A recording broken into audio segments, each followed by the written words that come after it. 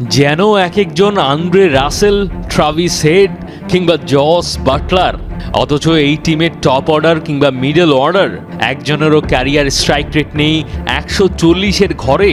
পরিসংখ্যানের ডিফেন্সিভ খেলার লক্ষণের সাথে ম্যাচের ব্যাটিং দেখার আবহ কিংবা অভিজ্ঞতা মেলে না কিছুতেই।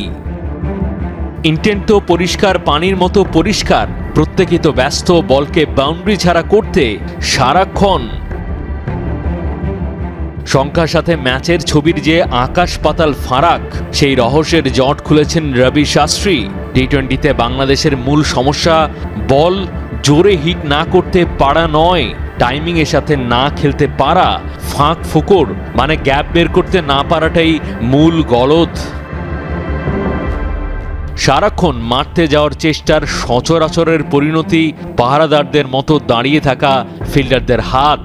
কাজেই শুধু মারব এই ভাবনাটা তৈরি করে অজস্র ডট, আর সেই চাপটা বাড়ায় ক্যালকুলেশন ছাড়া রাশ শট খেলে আউট হওয়ার সম্ভাবনা। অথচ গ্যাপ বের করার স্কিলে যদি জোর দেওয়া হতো তাহলে বদলে যেতে পারত বহু ম্যাচের স্কোর কার্ডের স্বাস্থ্য।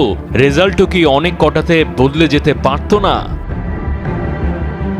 ইংল্যান্ড যে কোনো কন্ডিশনে বল ওয়ান থেকে মেরে খেলে।